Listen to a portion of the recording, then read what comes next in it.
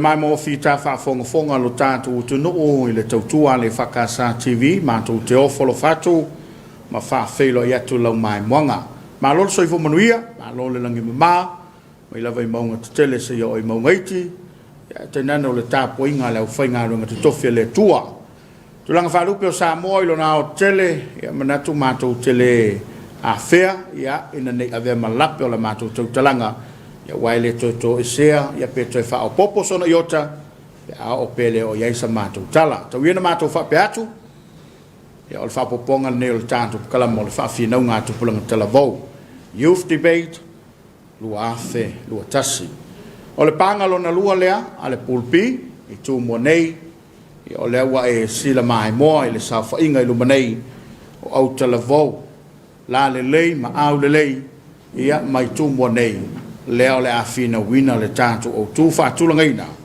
mo le ne fiafi o le tulanga lango ia o lo o wa e ma papa o twai ia le saufa inga nei to fa fina nei mai le Fakasa i ulu tongia ia li pata o le tutete ia o le o to silsila mai ile au waa mai le Fakasa o le au talavau i fausanga a ole i la loa le tātou por kalaba fia wha mawina le ngang whaaftai le tātou sponsor le tautua le SAP ia ma le te le o whalaptonga mamtanga aduenga wa mawhai ona tu mailo na tauau e lango ai le nei tāpenanga e niso company ma pisinisi wa wha maila lātou maau ia mo le whaatu peina o whailonga ia wale nei tāpenanga tele fuaina le whaungo le nei tausanga lau fa masina e peno to mai mo mai ai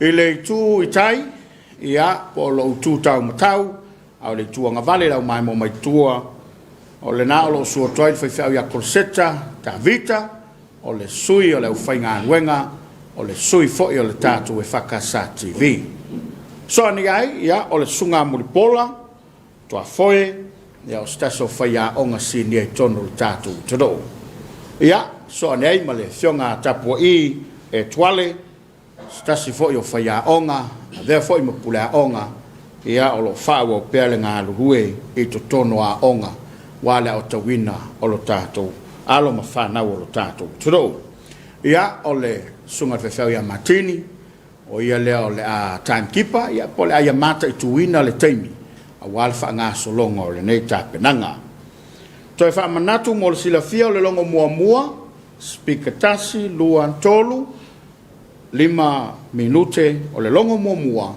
o le 5 minute lona winga o fai lo atu mo lo sila fia to e tasi lo minute longo lona lua ua mai alo taimi a fai la e te si tatu tu atu ia wa e sori taimi o le taitai to e maualo wa vanoel taimi muli mai tolu o minute ia ono talavou mai tu monei tapenanga le nei fa moe e valu peitaiane ia wa le mafai ona fatasi mai i se utalavo elua le ala utoe mai lo leono le olo fa wa waile nei tamisanga mod podbi ia le manatu tolu utalavo mai tu monei o le amfai sa fanga atu mo le sailinga o sampini o le nei tausanga lua afe tasi au tu o le finaunga po wa ato atoa ona fa kerisa noina Samoa o le fasili o tu inatu e fa yele finaunga le fiafi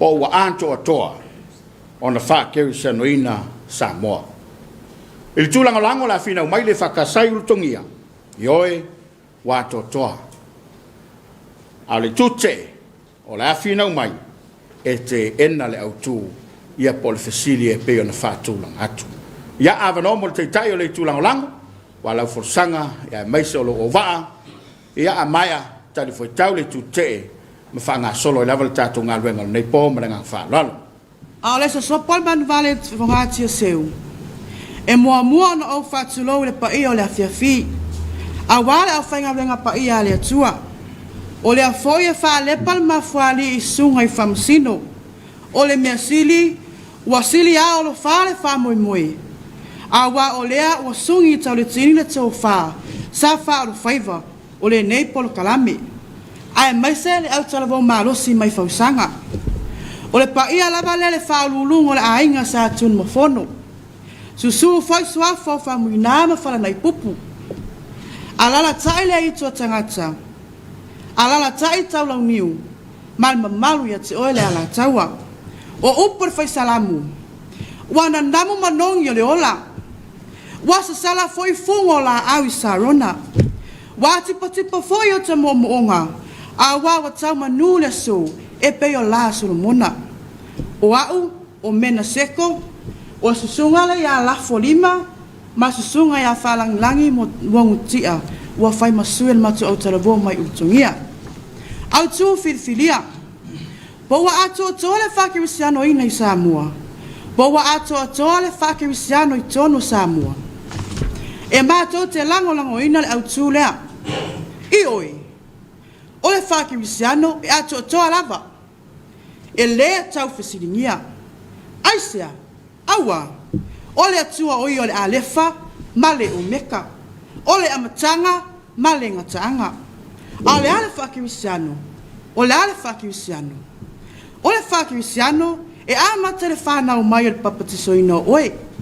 Ila suafo le atua le tamaa. Ma wha e kalesia ina oe. Ila ai ile ala le whamantunga. Ma e tau si sauninga umatau le atua. I so se tapua inga. Ma avea oe matangata o e kalesia. Wa ato toa lai lea. Wa ato toa lea. Ato toa le tino. O le mafufau. O le loto ma le anganga. Ale ato toa. O tātou le tala lei. Nā fua mai lona maliu ti ngā. Mono te soi fua manu malo mai le ote ma le tunga mau. Taunu moia misionare. Ila tasi valu toru o. Wa mauti no ai. Ua matua. Ma ua mapoto tonga sa mua le tala lei a Yesu Keriso. Mato mau mua mua. Fofuango lalangi. Fofua ino lalangi. O loo whama wina tusia kenese. O le fofuanga leo lalangi sanga sala leo lua tangata. Ono whaaso songa satani. Peitai. O le alofa tu no le atua. Na ia wha ato toa le wha tanga o tangata. A le sa tu ia le atua. Le wha salanga lu ia. E le wha pena to ia apa atu le atua. To ia wha oa malima malu na fofuanga le ai. O winga moni lea o le atua toa Yesu Keriso ia i tātou. Awa le atua le langi, mala langi. E alofa pea. E tutusa lei le fofanga la langi. Ma le taunu mai o le tala lei Samoa. Safa awala ma le misionari. Lana misionari ane viliamu. E taunu ma le tala lei. O loo pongi sa mionga tangata Samoa. Sa le lava lava. E peo Papua. Vanuatu, Solomona, maisi atunu. Sa tapua ia tua ese. Sa tali le sua le ainga sa mali tua. Ile tino o tangata. O le fesilitele la. O toe tupu na me Samoa. O toe tupu na me nei vaitau. Le ai. Ai sea. A wafo iwa umona pai urufanua. Ma totoyo tatou tua a. Yo tatou loto. O inana a matai loasa. Ona. A o sa moia mionga fakirisiano. Leo sulu ia ai mata niu fea ngai maleata. O upu le faisalamu. A o le tama e tusa monala. A o ina matua. E le to e tea ese ai lava. Lua.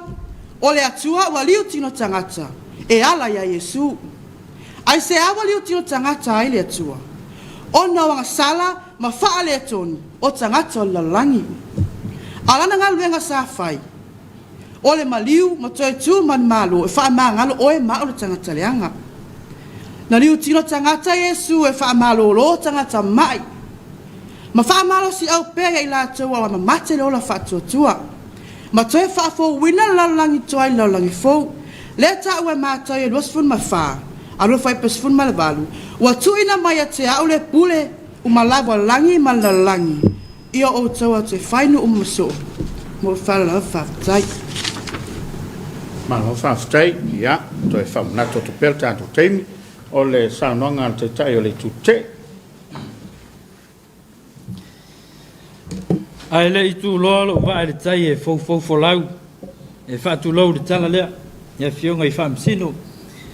Le fonga fitalai o le mauta le talavou ma le matamatagi ai mese sa mo lo sila mio mo le mauina nei fa mo tala falava wa o faalinga o lene o lo maso ma le tamaita ia ihana ia ma le tamaita ia le fa o lo tu pitoi manatu tu fala le lafo lo le manga ile tu o fasili o ato to na fa ke sia no ina sa mo ia mai ta watu ile po le sanga le tu lango ia e pe o fa do fisasi ila fa longo le fasili ana se imala malama le mana ongo le fasili e te le tau sela fu e fa matala le ato anga le tala le o ta oto wa ato to le anga o le na faia le tala le maafu ai le tala le o Yesu o le alo le atua ato toa e luani upu taua o le ato toa ma le kerisiano o le ato toa e mawhaia na whapeotani e nei upo le fullness, completeness, wholeness maisi e wholinga o se mea e ua matua i ato toa lo na whaatinonga lo na taunuunga lo na whaari mai o lo na lelei o lo na taua mo lo na amani eina a le whakerisiano e tupu mai lo na ai tala lei pe ona sau noa le tai o lai tu o le soifuanga whaaolo keriso mana o nga lelei o lo muli mau anu tau piti sili i le winga moni o le kerisiano o le muli maloto mau lalo mau au nei le ola whaapai eina maritali o le mariu marito tu o keriso a fua le fesili po o matua i ato o tō na talia muli au auna maola le Samoa ia o onga ma le soifuanga Yesu lala leo tu lai te e leo ato o tō na whakerisiano ina Samoa pe a fua le winga moni o le whakerisiano ua whailo atu manatu mua te ai o le leo sta ia o polo inga esfulu le atua ten ko manmi o polo inga nei na taitai tama le soifuanga o Yesu o soifua maola le laulangi nei a tausi maola iai au te feise tua ese au te feise tu po ta au te ufua fo le li mana tua la sa pate fa pa ia ava i matua au fa se tangata au mulua au ngoi au pelo au mana ufoi mais o le fesidi te si ane lo au pe afai tele solia se polo inga nei polo inga sfu ia wa umar case wala sanga tato fi na fe male umi e fa fe na to le fa ke sia no ina pe ale to si polo inga ne sfu mana to lu so dinga tu la fono le malo le crime rate o tu la fono malava e fa vai me polo inga sfu le tu peitai bo vai vai ina ona wano no i fa ti no so dinga tu la fono e mai le to sanga ile to sanga a se sila le vale mo tu la fono ma to i mafia fia ai sea o le mata fele o fainga tangata e fana na mai tu pulanga mai tu ai nga so dinga tu la fono vai na mata i pulo wai tu o le longo ya so na mua al wai wo to ma wi wana sa wai wo sa le pauta wa nei samo wo fi mai isa ma tau tia o ya o nga sani me o te moli mau wa o se le fai su enga tanga luenga e le to sa nga le musa mo wa ye tu la fono to amen fasalanga ufa mama fasalanga e pe yolanga oi ole o na mais o se ato o tole na o le fa ke siano ina o le maulo le tolo fitena inga i fasalanga inu e se lo ta fia fa longo pe a ta pai pu se fono se nu e sta tu a upo matai lau avale le tua e le to ele u le fa lo ave le tua le ava mua ai le pola so ngafua so no se tema lo fe lo ta si lungo penga fam talanga o fa tino tu so enga le se fi nga winga fa to nunga na sai ai se ta si o tanga to nu o no fa tau te fina ngalo rin fai puli o leva na maliu hitla o le lava e ola sa mo yan pule anga ta fa ita o lilo nei winga ai pe tai o na sulu ia o lo fanua au tangata e leise ato to leise on sai ma se lo fa manga lo mana to e fa tu pula ia fa la potonga o le ola to e fuata na pau fa la onga fa na o sa mo ya so na mo sai ai o le ainga i matua o le lotu de fai fe au ma le poto sala lau i fai a onga au ane o si fa na fa to fa longo se upo ai Salvation Army o si fa to fa longo se pese lotu le victim support fa to a o ina fa ta o le ola nisi o fa na o nisi fa to a o le lotu o me ai ina wa au tan malala se me manu nei fa la potonga me nei society i o lang o si fa na o fe la ta oto ia le moni o ato to fa ke se no ina samo mo lo fa lo lava fa tai alo fa tai ya suilo na luo le tulangolango o alta to fa fina ngone fiaf fa tai mo le avano e mo no fia pa ia le suile fa to ma vai atu le tsa ua mai fa fita o le pe nga oi fa sia tangata atu a e fita tu iai o le atu to al fa ke usiano ele whapea e soli tula fono, ona le atoa ele al whakeusiano, ele ai, o lo o atoa al whakeusiano, e ale le whatuputupula ia o tapua inga ese tono o Samoa. Mua, whaavai o lotu. O Samoa le tunu e whaavai le atua. O whaavai o e kalesia o lo ola, ma whelanu nua i tono Samoa. Au o filifili ina e kalesia ne tonu. E whaamosalia ila o mau. O le whakasa, me tisi, ma le katoliko. O tae ao le tala lei ma tausanga o lotu ne tonu. O le whakasa, o le tae au nei mtani u whengai ma le ata. Ta tau nui sapali le aso luasu whao kusu. Tausanga tasivaltol o le metisi, o le tae au nei whale umau tuangiangi. Le tau nui manono, aina afua mai ai uni tausanga tasivalu to lima. Ma le katoliko, o le tae au nei malai ola manafuanga. Aina tau nui le ala tele sa malai ulu savai. Ile aso valo se tema, tausanga tasiva whalima. O ia tangia mai ei, ua mautu ma atoa whaavai o e kalesia ne tolu. Awa ua sili atu malta i se lau tausanga talu na whaavai mai. O e kalesia ne tolu, e tai tutu salava. O nisi la nei o pine whaamau e lango ina ua atoa mausali whaavai o lotu ne tolu. O le whakasa, e iailan kolisi whapa i whiau i maalua. E iailan fono tele, whaian whainga taulanga, whailan televise, e iailan fonga whaleono, whaian komiti ese, e iaian komiti o aonga, a wana aonga, whataita inga, le kolisi o maalua fou, kolisi o longmuenga. Kolisi o longmuenga. O le katoliko, o le katoliko, e whailan aonga whapatele, aonga whatapua sa, o le whaamonike, whailan televise, ma e foian komiti o aonga, e kolisi o sangato Iosefa, kolisi o sangato Maria, ma isi kolisi ale katoliko, ua tato mo i mawina. O le metisi, e elan kolisi whapa i whiau i piula, e whailan konferenisi, e whaian whainga taulanga, ma ana komiti o aonga, le kolisi o Weseliana, aonga msasa ese i puna oa. O ia tangia mai ai, o whailonga o le atoa o le whakeusiano. Ona ua so e kalesia uma Samoa. Ua tātou mo mawina foi, ua mautu whaavai o isi e kalesia i tono Samoa. Maulo na lua, ua so e kalesia uma Samoa. Ua so e kalesia uma Samoa. O Samoa le tunu ua o le tala lei ma ua whakeusiano tangata. O pine whamau, ua whatuptupula ia tapua inga o whaavai ina, whausi e tono a whioanga taitasi. E pei o le whakasa, Metisi, Katoliko, lotu a Sofitu, Assembly of God, Maamona, ma le tele o e kalesia. O whailongana e loai ua so o e kalesia uma Samoa. Ona ua tele mau e kalesia ese tono Samoa. Ma e longo fie lava o so e kalesia uma Samoa. So se a fio anga lava, e whaatutu ina i te tonu whale sa. Whai ma whaataita inga si o mato e kalesia utongia. Ua mautu, ma mausalilo na whaavai. O i tūla nei, e iai le whai whiau. E whai mawhtanga ta mamatina. Whai aonga sa, whai foi mawhtanga whale au talavou. O whai longa o le ato atoa. O le whakeusiano. O lona winga. A mautu, ma mausali whaavai o se kalesia. Ma o popo whaatasi ma le whakeusiano. O whai longa o le ato atoa. A wale tua lo tātou tapuai ei, e ato atoa. O le anawa tau o le whakasa. O le whaakerisiano o tangata. O le whaakerisiano o tangata. Whai ma pine wha maua le au talavou. Ia ola ia keriso. Ia ola ia keriso. Aftai. Malova aftai, ia. Ele o whaingo whielwhina ua le whiaf. Sa ele kala le ua ngana ele teimile nei.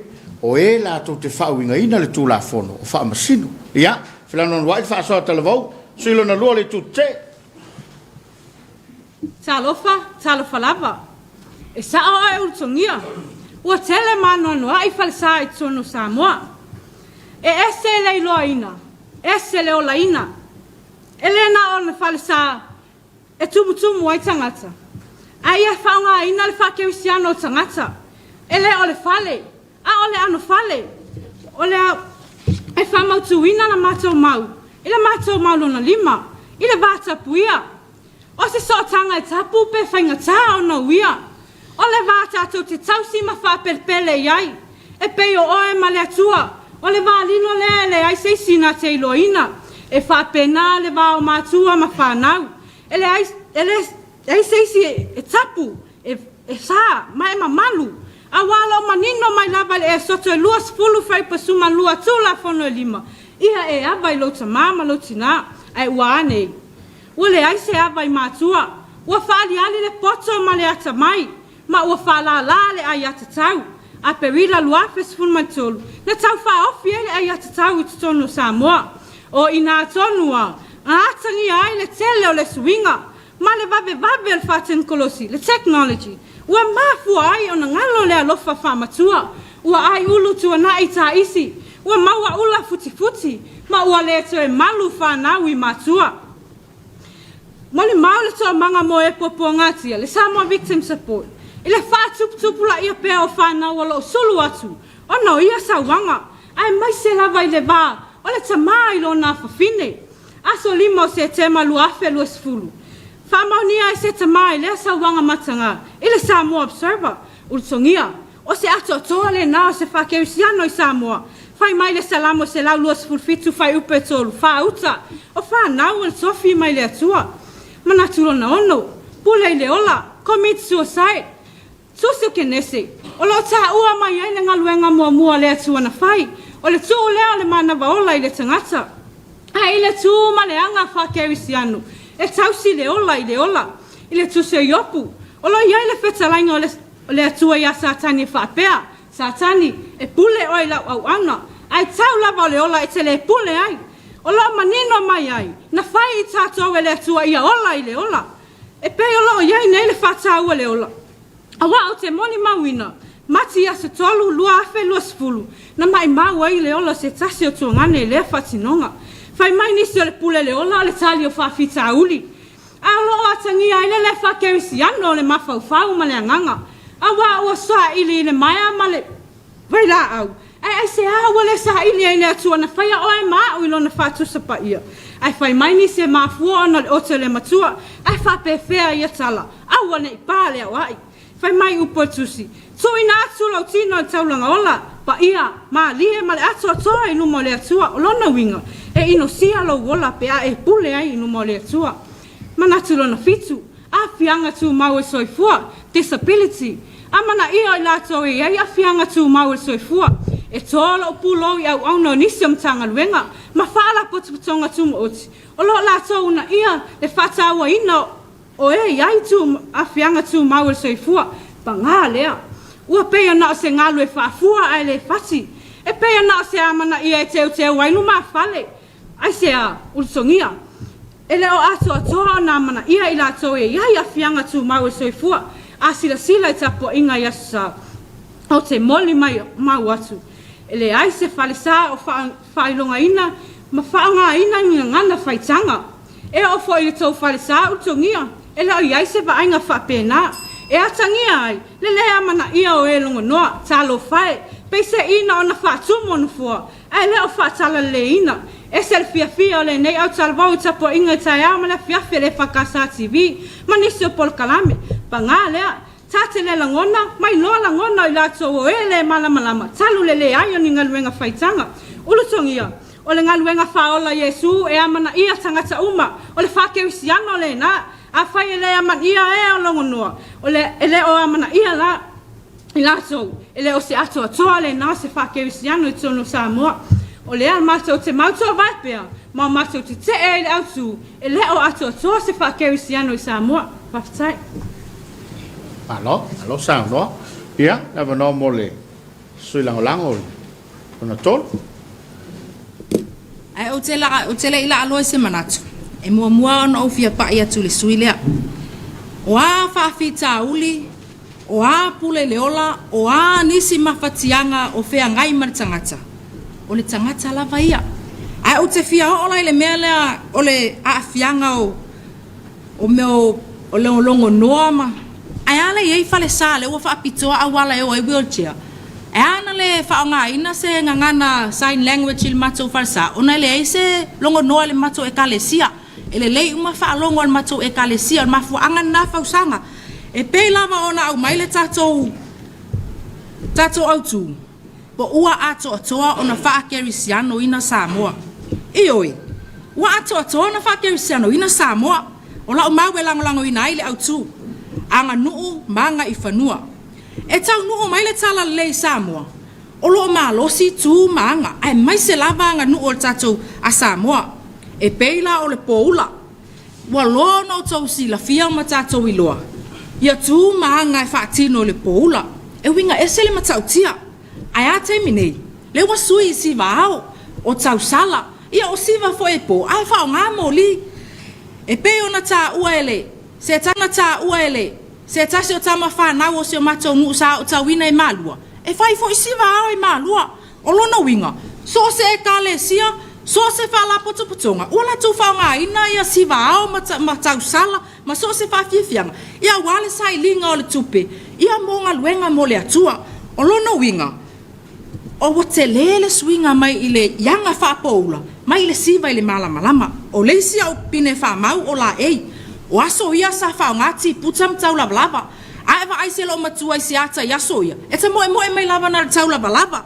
ai ala ne yaso, wa iai lava ia le, la ei whapitoa mo lea sauninga, ma lea sauninga whataita inga o sauninga lotu, ai alu le lotu, ia e longo fia lava ita, ilota la ilota puletasi pae mo lota pulo e whapena foi le li o le ofutino pae ma se fusiua o lona winga ua te le lava le swinga o la ma yaso ana mua se ia o mai nei ua whaakerisiano ina tangata o la maulona tonu o le pine wha maulona tonu wha mai sa tau I le toto pe atu lai mai ni whawhita auli onga ma le matautia a le ua suia le ifonga o le pulo o le ola o le whailonga leo le anganga salamo, ma le whaalo alungia. Ai aso ia, sa whetau wai fo I tangata, sa tele taua ese sa whaatino ina ai, e peo le taua ia anam whaasala le anga, ia manisi lava taua te tele tono se o tatou atunu, ana I ona po, ua mamalu ma whaakerisiano ina, pule ngā li ma whaipule. Lea la tau te whonoa, ma pale alunga ai ni whaafitauli. Ia lea fo iai tu la fono, la tu te lima taita ina ai, ia o tangata, ia mo la tu amionga, e pei foi ona tu ina mai ele atua o tu la fono, tātou te tausi ma tātou sava vali ai, o la o maulona lua, o le whainga malo. So se whatinunga lava e whai tono o le malo Samoa, e to mua lava I le atua, e whai ui le atua, ale ua iei le wha e sa, le fonotanga e kalesia so o whatasi, lea ua ngā lulue whaatasi ma le tātou malo a wāsau ni ngā whaapitoa. Mai tua lalo ma whauwhautua. Ia wāse malo toa file mu. Ia ai maise le tatalo ma le ana popongi o tangata si o tātou nu. Si o tātou watunu. Ina ia maua le nofo file mu. A tātou mata fo le TV. Tātou whaalongo I le tio. Ai saunua mai lea malo po se tasi lava o sui o le palemene. Ia e mua ana whaapea mai. Whaafetai le alofa o le atua, vi ia le atua, ai whamai le whaavai o le tatou atunu, e whaavai le atua Samoa, o lona winga, ua Samoa, ua au I le tala lei, ua atoa le whaakerisiano I Samoa, o le ala tonu ale na, e langolango ina ai, ma ioe ina ai e le matou au tala, bou mai urutongia, e autu, e whaapea, po ua atoa le whaakerisiano I Samoa, ma le whaaloalo lava whaafetai. Ma no whaafetai, ia, o le sui muli. Mo el nafta e maua tātou whasalonga ia o le au tū whilwhili o le reo whiawhi o lo anga iei le whawhinaunga o wātoa toa na whakerisanoina Samoa. Manang whaalon? Te fia whaapai atu lawa I sui leo o matu. E moni a oe, whaavai le atua Samoa. E ese le iloa ina, ese le ola ina. Fuatanga fua kerisiano tangata. Ele e fua ilo la e pai te anga I mo el falsa, e fua ilo loto. Fatu mawina pēla mātou te te. E leo ato atona whakerisiano ina Samoa, manatulo na walu. Ale se sao whaafi o maitanga le manaumia, unwanted pregnancy, ma whaatuputupu la ia I pēa, maitanga whaapau, a portion se I tulo. Tu sai ma whaamaumaua to o manga mo e popua ngatia. Ele asa lava se tausanga. Ma se mata au whaapene I o atu I le ofisa. Le mea lofa wha I mai ele atua, ai whaamaumaua tangata. Ni winga la nei o ni tangata wa ato o toa na whakerisiano ina. Manatulo na iwa. Sawanga matanga. Domestic violence. Ele o pōma la e tūlanga wa yeisi o tata watunu.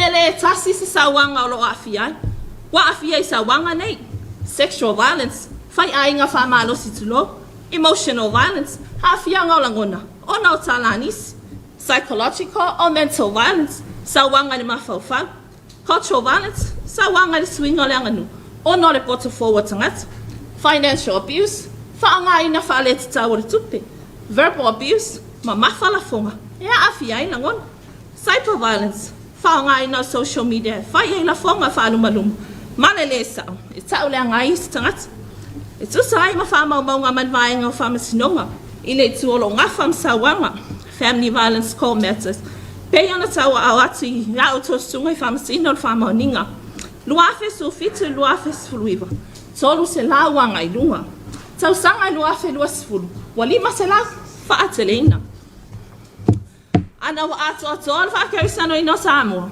ele tupu sawanga ma faiti sia foi numero o tangata fia la pa anga filifilia ole neia fiaf ele ole ala e ale ole te ole neitu manatu lona se fulu ole tu male anga le wofi mai tono a onga ole tau fai tau wemu tau famata bullying in schools e pe ana ia ilunga o penga te failang e ala mai le apio folinga Facebook ele aso luas fulu ono me luafe luatas se tasi o whanau sa afia nei whainga le alofa ma mai ma waile soifua sa lo whaile nau ma sa ili ma lo nei mātua se i whaatini a o ngar whanau e whaatino lau mea i aile luma na i mo ata iau pangalea ua mamotu i whainga whaale alofa o lo wa aia i tono a onga o whoninga wa aia i osi o tātou watunu e leo atu o tōna whakeri sanoina se furutasi o manatu ole fisiri o awai umatangata i sauninga i sapati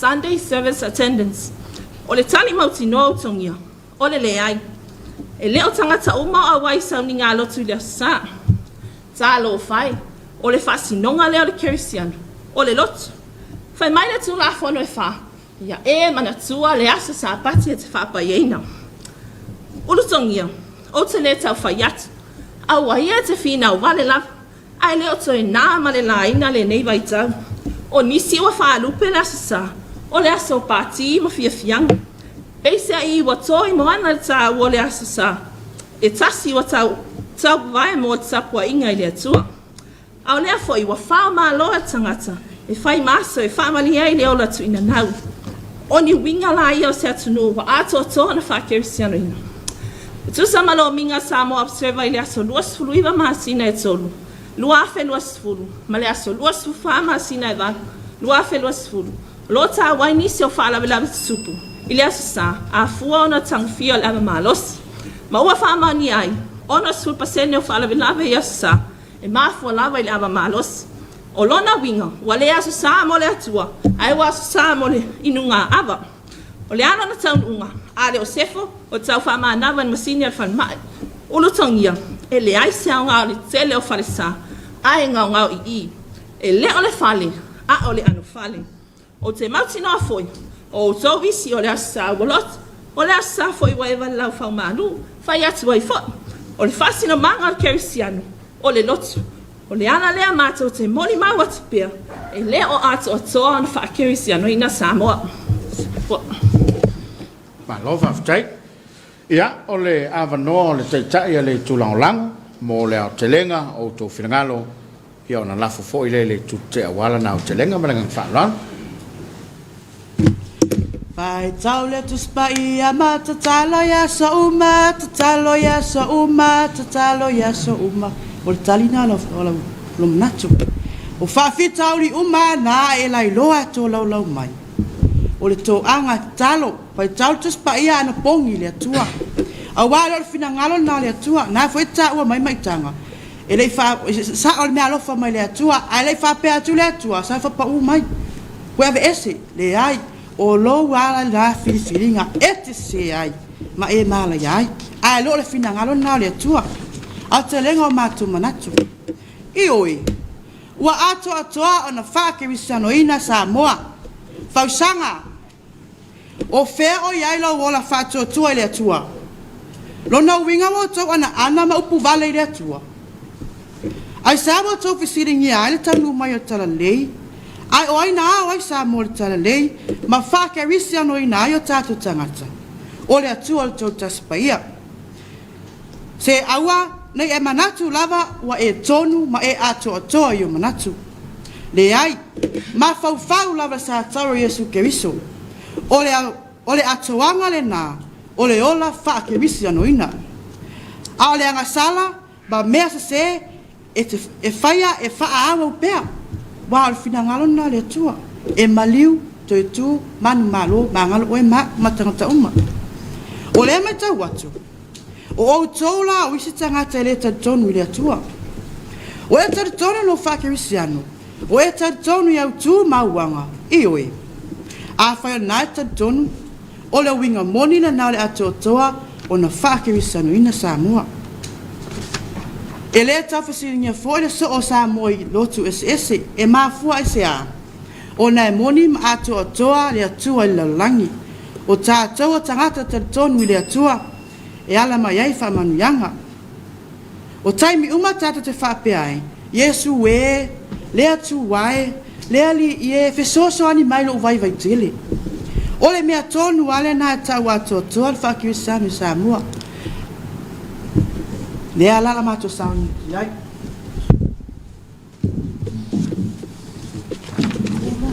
Ka mare pesa tato e kalesia. Ia whai masulu e mumu, lo wala ua whai nei. Ia o folinga ia Yesu, i lawa mi olei. Ia avea upe se lau, i lona lotoa. Ia fua pea i fua lele, ua ia mana o iai.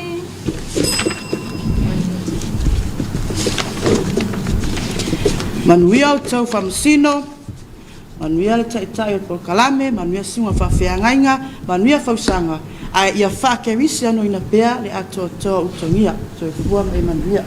Mas perpati mo le, au talavau le whakasai utongia, lewa tupi tofala le tupe fai ai i le lato forsanga ma le telenga o lato finangalo. Ya, la fatu i le tu te, o mai le telenga o to finangalo tu sai ma le tu. Pei tata ua le taua ia ana, ta ilo pe sa o ua pei au le taua lea na vau taua i tala nei. Ua tala no fo i le siva au na ia o malua, a o toi titi tumu tau langa i wharikalaka. Ia ale o tala no ai taua, ia o awhia e umai le taua le HRPP, ma le fast. E manatua ta hausi fisa inga o finangalo i le autu, po anto o toa na whaakewisiano ina Samoa. Ia o te atu ni langona na mafu ailo matu te, peitai. O le upu ato o toa lo ina le whaataua. Ta atia le whaakewisiano o manino a fionga le atua o lo whaamatala ia o nga Yesu, malona soifuanga ma le whaaotanga na saunia. Au tātou. O ato o toa no tātou ola e tusa maami o whaakewisiano, Samoa e. O te tā ofi wana o le atua soifua na whaia i tātou. E ato o toa. E le ai masa hisi i Samoa ma le lalolangi atoa, e tatau i ele upo le ato o toa. I le whaakewisiano. O le vai aso nei. Na atoa ele se lau iwa su tasta usanga talo na ai o lau whanua le taa vasa o tala leia Yesu Keriso. A le fesili. A whaiwa ato o toa ai o na whaakewisiano ina Samoa. Wa umai sa uanga. O fo ia ile nga oi ma le ola pepelu. Wa umai le pule le ola ma le fasi o tangata. A wa fea e file mu wai Samoa. O tu wai e le ola fai ma le manatu whaapito. Wa umai le ona na Yesu Samoa wha lave tupu. Wa umai le ola tu ina nau. O ngao ai e whale wha masino ma whale pui. E le ai. E le o ato to na whaakewisiano ina le ola. Ma loto o tangata Samoa. A le mana ia i o upolo i lo whaavai. Whaavai le atua Samoa. A o Samoa fo i ana le upu. E le se whaiva. E asa ma se mau. Mau le tātou whaiva lo filima la foi. O le se sei. Wha mawina i le pese se lau tolu spun ma le iwa. O se se mangata.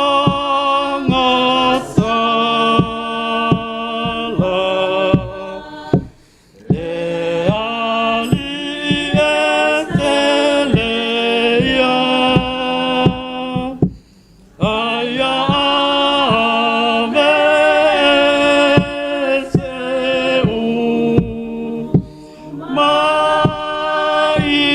fa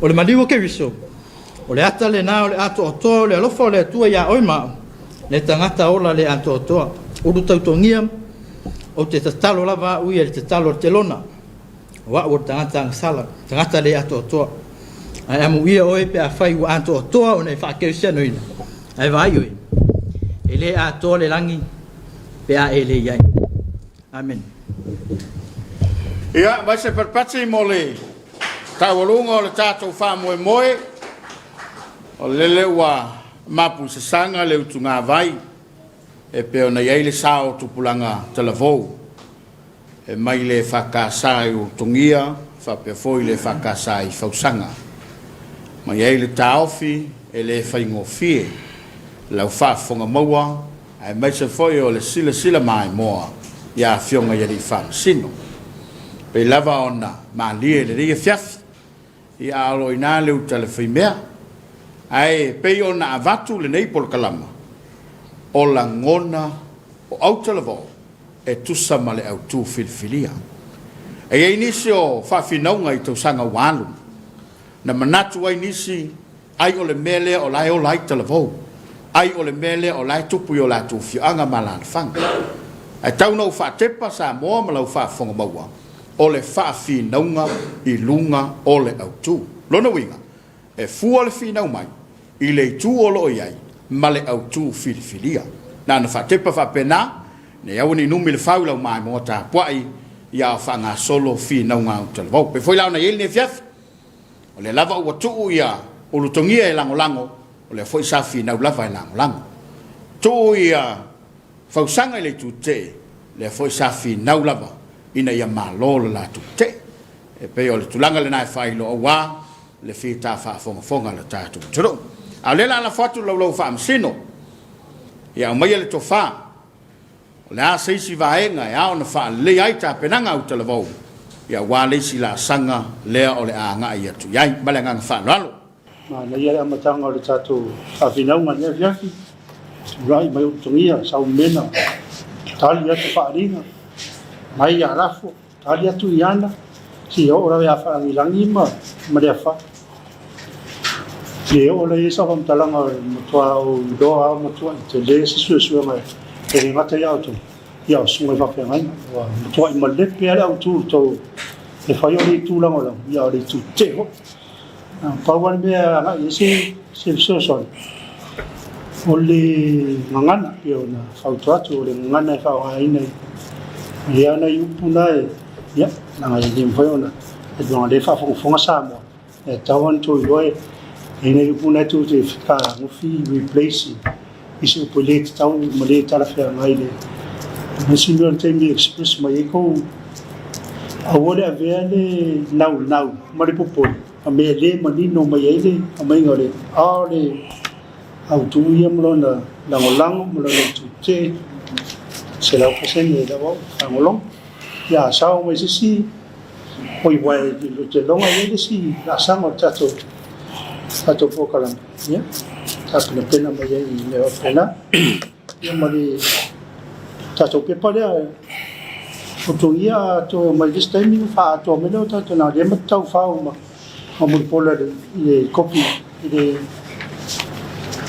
ia mare nga fa ro tai tong ia ma fa sanga te langona na tau mata isi ma tau fa masino o matu o kas bo fa nga le ma tau fa tuanga pe o sighting mai o tato sources o kamimika ngia fiafi ta mai observer ta mai le asu ta mai tau sanga ta mai le tau sanga tu poile fa le velave ta mai no fuanga fa tai na u fa mau tu mai amato ai mai sila milione tu no ioe sa faile tatu research po tatu suenga ma mauti no ai nene o me moni fa tai i tu mai lua intonation po finga ia ino leo on mana yo teams o mai lua ne fiafi tau fai i loa le leile me tau na alwa ilunga ma fa pena even the facial expression po le faalia to manatu mau fina ngalo e ala yo folinga va aya matango fine fiafi rebuttal le masane ona utal no ai faafetai lava o tongia ma fausanga este le mana yo le faingo le rebuttal uma mai leisi ia ai tali atu i le mata upule faafetai emotional lale le potu i o tau finangala ma manatu i tu umai lua. Sometimes mo tu fia tangi ai tate mo tangi te ufa pe mai le tu te tate au o le tu langolango pe mai le tu langolango tate au le tu te ia ono ole mana ia finangalo fa alia ai ala fo i pe senga o lo fetau vai tamai te paton wa fetau tonu lava pe senga na mai ma tu point na mai fa tai te le tu i au elua o te loe mamao mai tua ia au tu suma le mane fia ia fa manuele tu fo iatu a sao mai le se tato round ia nei me la itina na wa fo tu to le nga fa sino fa time skills of presentations you have speaker mai te wina le ola umo uto la umo tu te jas after for Isen nena mai e tō pese whapea me tasi le tūla pese ale te whai pese mo tau e sui e whai whalong whatai mo pepa i e tau amat mo fat whai peo sa watu whamasina lango i e tō manatu o whaari e tinonga i e so o ngangana e sa tā ua whai sunga whai peau e le se upu e tā ua se fita upu le nā lelo maa watu o le fika le upu i sao le upu tau tua nalta tu ngana mo le sila sanga pe apa pe oi le utola mo la sao mai ia o ku masali e pe o ku e faile ile talo mal ngata ifale ai fangota le roto e mo ai ia ti ala po o ti fangota le pa le anga e la iti e mo ai wa tasi ale criteria ta u ale ia this is the main criteria ole normal normal. Boleh sila sanga oleh utola bola sao mai le sila sanga ia fautuanga na mo tau ai fa te tele mo lo tu tapenanga matanga o fia lo tu filaunga le aso oleh atu fa tai malo ia ma se parpati saunanga fa masino le ua totala le avei ia tapena ma toi ti matai le tatu penga ia wale tatou whamoemoe, wa tatou te toi fo i umamai, ia toi whaile tatou se ima, ma tai tūpu aile si au pānga le la alo whelai, au le ua tō ma tauina o tō, ma whaa pengaina o tō, ia wale whina unga le lumana. E le o le taunu unga le o le tatou whamoemoe, o le mau masani o le tatou kalamba le nei, e le o le mano malo, ai o le whai o le sao tupulanga talavou, ini mata upu, ia po ni langona ia po le alama ua folasia i luma mea le la wai fa fonga maua Samoa ia atono le na ua fa Sofia mo nga luanga i lo finangalo i le fa soa tupulanga telavou pe la fona mali le sa no ngal fa msino ia e tau mao na ia tatu o telavou nei ai o la fa longo ia male matau talu fa nga solo mai le nga luenga ia ua leva ta pena ma ua lava sta oso ila tau mo le tatu fa moi ia mai se lava le whakasai utongia ia wa pe temi mua le ua ofi mai ai tono le tatou fa moe ia wa fausanga ia wa tele temi o mai nei tapenanga ma nei por kalama o le to fa singa le nei ia o tongia fionga i fa masino o esa o la tomata i tuina ia tau mawhainga au telavou na lua o le tūlanga lango le whakasai ulu tongia o le tu fata singa o tongi e pe ona fa mawina e fionga i fa masino fase lau fase fulu malevalu fase lau fase fulu malevalu mai se patpati o le tu te le fakasai fausanga to fata singa a tongi o fa masino e pe ona lato mole mawina le fiafi e fase lau valu se fulu malelima fase lau valu se fulu malelima ya mai se patpati mo taununga ia wa yai le tatou fafi naunga i le ria fiafi le tunu ue ia o le na ua avatu so matou sao ai maise o le wha moe moe o tupulanga televou whaftai atu e tatou langolanga au tū e tau tuale sap whape foi nisi o kampani ma pisanisi o le matou whaftai tele whaaftai le tapo inga leo whainga wenga. Sungai lava sungai whaafengainga mwhaltua, ia u whailava o tō masuyo e kāle sia mafio anga, e lango le tape nanga au te levau. Whaaftai e lau sao, ai foi ala to foi mai, o ai ala le to foi mai, i o atu whai au sui le sao luma e o mai, ia o lea ua whailo sao wala tātou. Kalam whaaftai e whionga i whaamsino, manu te leina lau whaasau saunga Samoa, to e whila i nā mai aso e multimnei, to wha soifua.